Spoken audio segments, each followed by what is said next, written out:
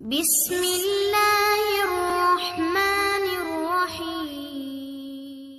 کسی انسان کے پیچھے نہ بھاگیں، اپنا وقار، اپنی عزت نفس کو کسی بھی انسان کے لیے داؤ پر مت لگائیں۔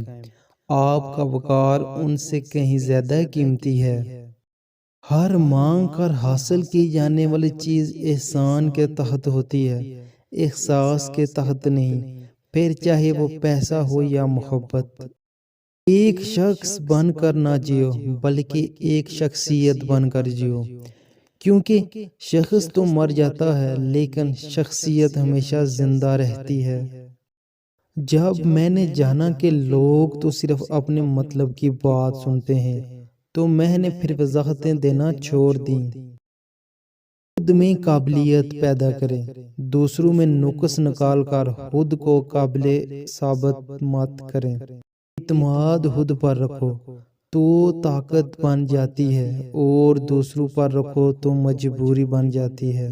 وہ شخص تمہاری نظروں سے تمہاری ضرورت کو سمجھ نہیں سکتا، اس سے کچھ مانگ کر خود کو شرمندہ نہ کرو۔ جو شخص روکی سوکی کھا کر بھی مطمئن رہتا ہے، وہ سب سے زیادہ دولت مند ہے، کیونکہ اطمینان فطرت کی سب سے بڑی دولت ہے۔ خوبصورت لوگ لازمی نہیں کہ اچھے ہوں، لیکن اچھے لوگ ہمیشہ خوبصورت ہوتے ہیں۔ عزت ایک مہنگی چیز ہے، اس کی امید سستے لوگوں سے نہ رکھیں۔ اگر آپ صحیح ہیں تو کچھ بھی ثابت کرنے کی ضرورت نہیں، بس صحیح بنے رہیں، وقت خود گواہی دے گا۔ جھانکنے کی بہترین جگہ اپنا گریبان، اور رہنے کی صحیح جگہ اپنی اوقات ہے۔ یہ زندگی ہے جناب، الجھے گی نہیں تو سلجھے گی کیسے، بکھرے گی نہیں تو نکھرے گی کیسے۔ عقل مند خود کو پست کر کے بلندی حاصل کرتا ہے، اور نادان اپنے آپ کو بڑا کر ذلت اٹھاتا ہے۔ کون کیا، کیسے اور کیوں کر رہا ہے، اس سب سے جتنا دور رہو گے اتنا ہی خوش رہو گے۔ زندگی میں اچھے لوگوں کی تلاش مت کرو، بلکہ خود اچھے بن جاؤ، شاید کسی کی تلاش پوری ہو جائے۔